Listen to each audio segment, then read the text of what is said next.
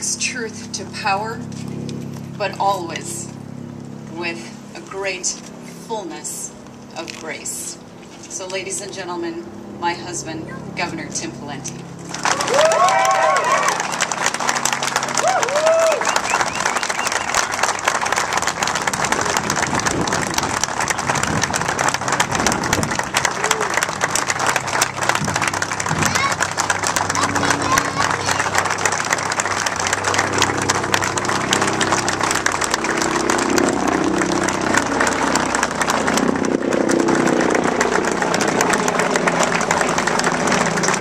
Thank you.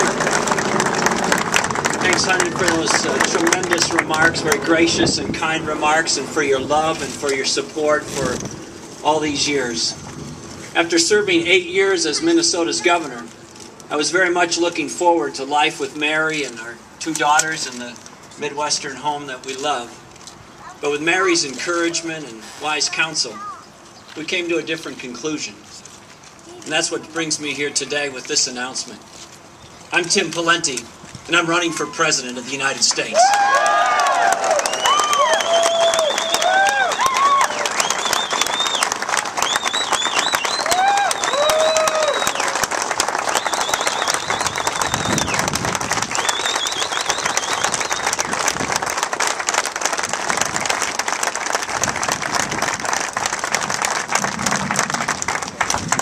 We live in the greatest country the world has ever known. But as we all know, America's in big trouble. And it won't get fixed if we keep going down the same path. If we want a new and better direction, we're going to need a new and better president. President Obama's policies have failed.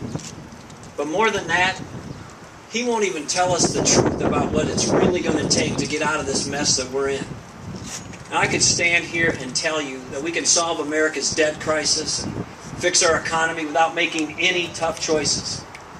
But we've heard those kinds of empty promises before, and for the last 3 years. And we know where that's gotten us.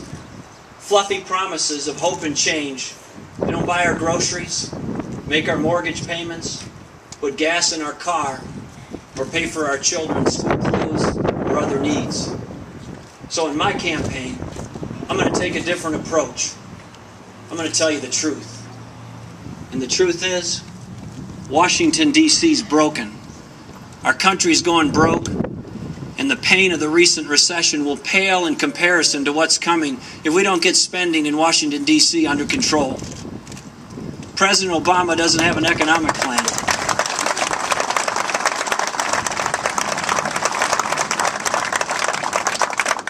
President Obama doesn't have an economic plan. He just has a campaign plan. And the United States of America deserves much, much better. President Obama promised that spending $800 billion on a pork-filled stimulus bill would keep unemployment under 8%. He promised that bailouts for well-connected businesses were a good deal for the country. He promised that a federal takeover of health care would keep costs under control. And as hard as it is to believe, he even promised that he would cut the deficit in half during his first term as president. But the truth is, since President Obama took office, the massive numbers of spending decisions that he's made, the debt has gone through the roof, Americans can't find jobs, and we're $4 trillion deeper in debt.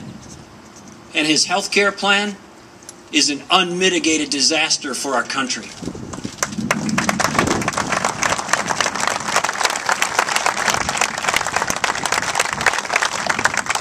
We've tried President Obama's way, and his way has failed. 3 years into his term, we're no longer just running out of money. We're running out of time. It's time for new leadership. It's time for a new approach. And it's time for America's president, and anyone who wants to be president, to look you in the eye and tell you the truth. So here it is. Government money isn't free. You and I either pay for it in taxes or our children pay for it in debt. The reforms we need are not in the billions. They're in the trillions of dollars. And the cuts we need to make, the cuts we must make, can't just be to somebody else's programs. The changes history is calling on America today to make can't be shouldered by people richer than us or poorer than us, but by us too. Politicians are often afraid that if they're too honest, they may lose an election. I'm afraid that in 2012, if we're not honest enough, we may lose our country.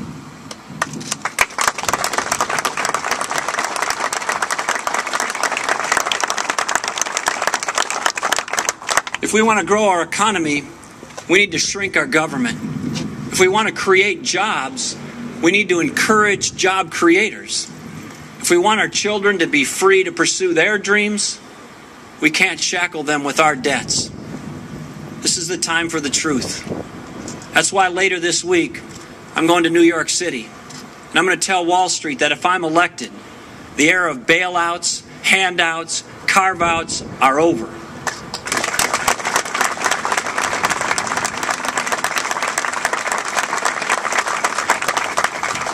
No more subsidies, no more special treatment, no more Fannie and Freddie, no more TARP, and no more too big to fail.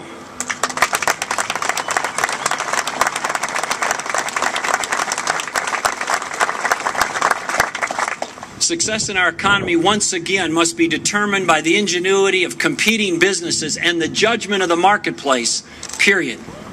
But there's more. Tomorrow I'm also going to Florida to tell both young people and seniors the truth about our entitlement programs. They're on an unsustainable path, and that inaction is no longer an option. Our national debt, combined with Obamacare, have placed Social Security, Medicare, and Medicaid in real peril. I'm going to tell young people the truth that over time, and for them only, we're going to have to gradually raise the Social Security retirement age. And I'm also going to tell the truth to wealthy seniors, that we're going to have to means test Social Security's annual cost of living adjustment. Medicare must also be reformed. We're going to do it with pay for performance incentives that reward good doctors and wise consumers. And we need to block grant Medicaid to the states. Their innovative ideas and approaches closest to the patients are not only going to solve problems, they're going to save money. And this week I'll also be in Washington, D.C.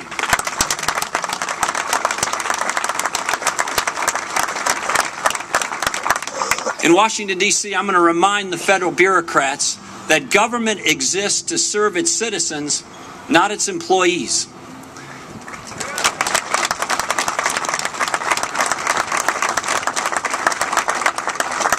And the truth is, people getting paid by the taxpayers shouldn't get a better deal than the taxpayers themselves.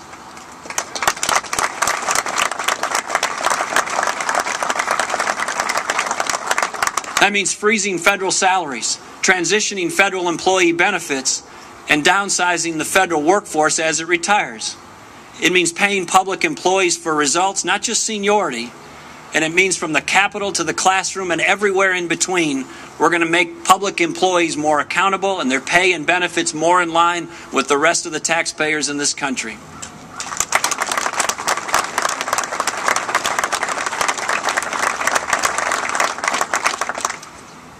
And in the private sector, it means no card check, not now and not ever.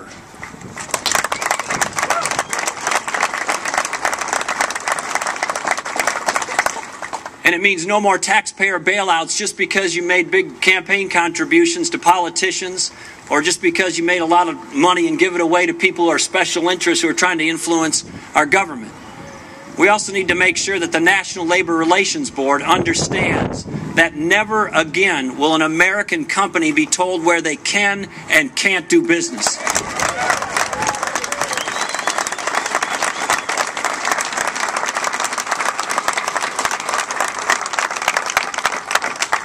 I'm here today to tell Iowans the truth, too. America is facing a crushing debt crisis, the likes of which we've never seen before. We need to cut spending, and we need to cut it big time. The hard truth is there are no longer any sacred programs. The truth about federal energy subsidies, including federal subsidies for ethanol, is that they have to be phased out. We need to do it gradually, we need to do it fairly, but we need to do it. Now, I'm not some out-of-touch politician from some other part of the country, I served 2 terms as governor as an agricultural state. I fully understand and respect the critical role farming plays in our economy and our society. I've strongly supported ethanol in various ways over the years, and I still believe in the promise of renewable fuels, both for our economy and for our national security. But even in Minnesota, when we faced fiscal challenges, we reduced ethanol subsidies. That's where we are now in Washington, but on a much, much larger scale. It's not only ethanol. We need to change our approach to subsidies in all industries. It can't be done overnight. The industry has made large investments, and it wouldn't be fair to pull the rug out from under them immediately. But we must face the truth that if we want to invite more competition, more investment, and more innovation into industry, we need to get the government out.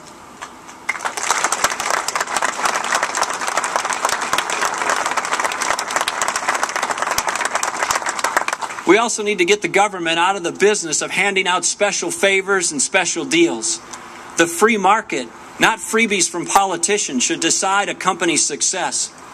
So as part of a larger reform, we need to phase out all subsidies across all sources of energy and all industries, including ethanol. We simply can't afford them anymore. Now, some people are going to be upset about what I'm saying. Conventional wisdom says you can't talk about ethanol in Iowa, or Social Security in Florida, or financial reform on Wall Street. But someone has to say it. Someone has to finally stand up and level with the American people. Someone has to lead. I will.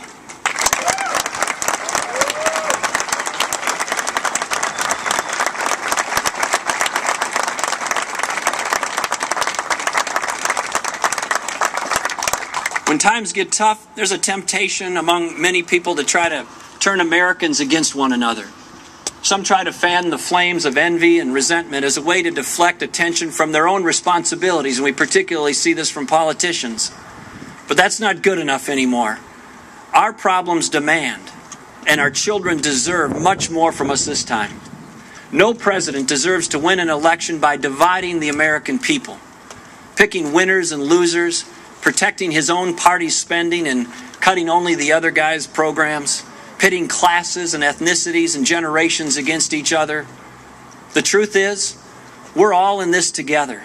So we need to work together to get out of this mess. I'll unite our party and I'll unite our nation, because to